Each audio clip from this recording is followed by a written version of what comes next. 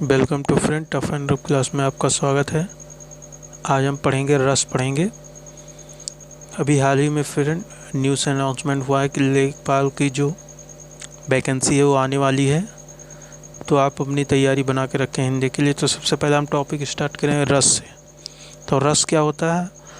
रस का शाब्दिक अर्थ आनंद का, आपको पढ़ने या सुनने से जिस आनंद की अनुभूति होती है उसे हम रस कहते हैं। यानी कोई रस आपको पढ़ने में जो आनंद जो आनंद या सुनने में या पढ़ने में या अनुभूति यानी फीलिंग जो होती है उसे हम रस कहते हैं।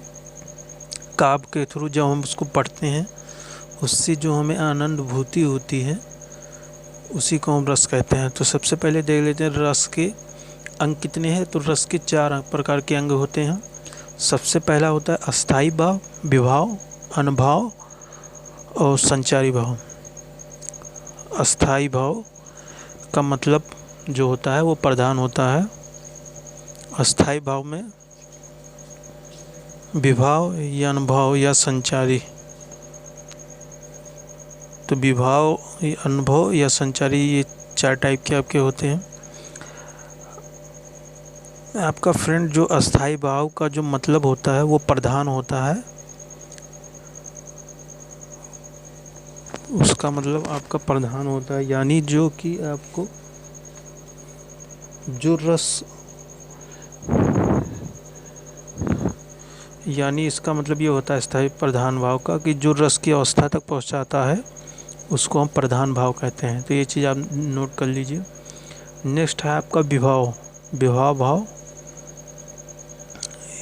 इसमें जो दूसरा आपका अंग है रस के, इसमें 2 पार्ट हो जाते हैं, part A part B.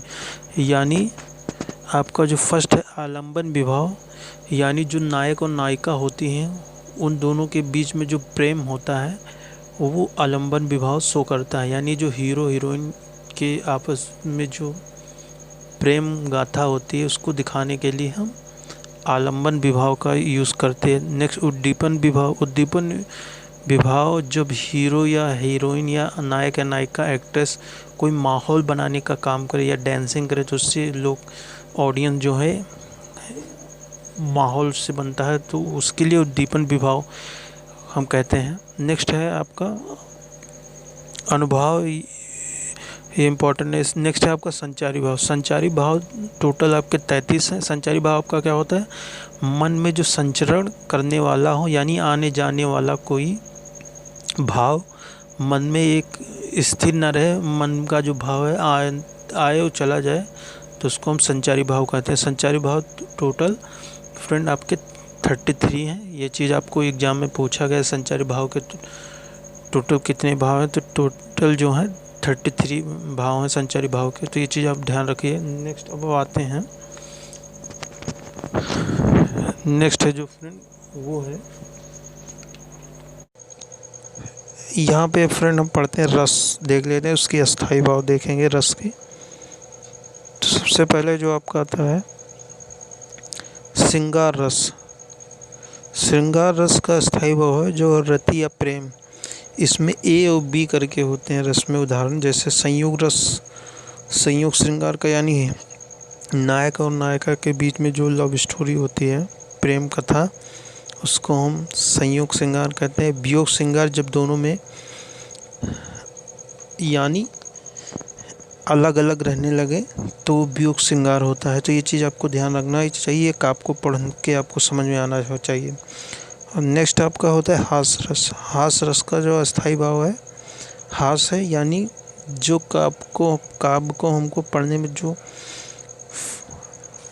Funny things हमको यानी हंसी प्राप्त हो तो उसे हम हास रस कहते हैं। जैसे यहाँ पे कोई देख लीजिए, तमूरा ले मंच पर बैठा प्रेम प्रताप, साज मिले 15 मिनट घंटा पर आलाप, घंटा भर आलाप राग में मारा घूता, धीरे धीरे खिसक चुके थे सारे श्रोता। ये चीज़ तो फनी लग रहा है, तो यानी ये हास रस का है। नेक्स्ट है करुण रस। करुण रस मतलब शोक यानी दुख प्राप्त हो काव्य को पढ़ने में।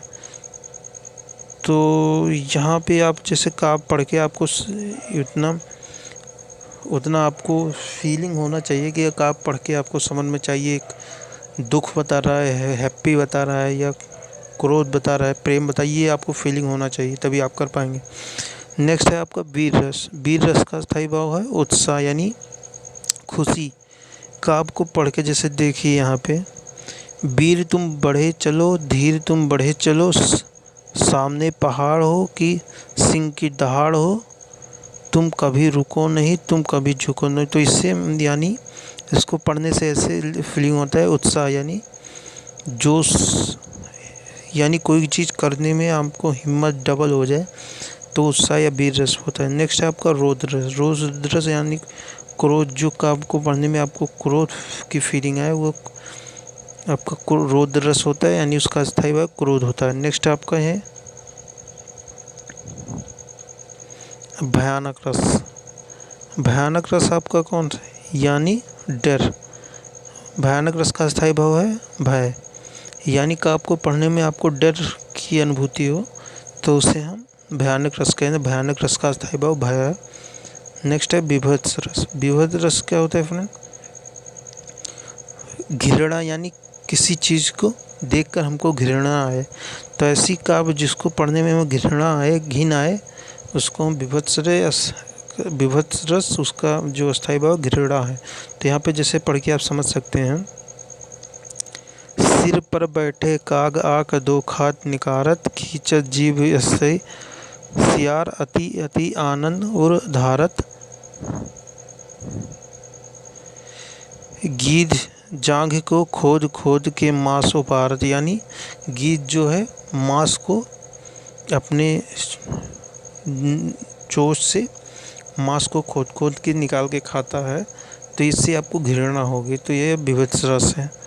नेक्स्ट है अद्भुत रस। अद्भुत रस का जो अस्थायी भाव है विस्मय या आश्चर्य, यानी ऐसा काव्य जो पढ़ने के बाद आपको आश्चर्य की अनुभूति हो, काव्य को पढ़ने में आश्चर्यचकित यानी चौंक जाएं आप, तो अद्भुत रस या उसको अद्भुत रस का स्थायी भाव विस्मय आश्चर्य होता है। नेक्स्ट है आपका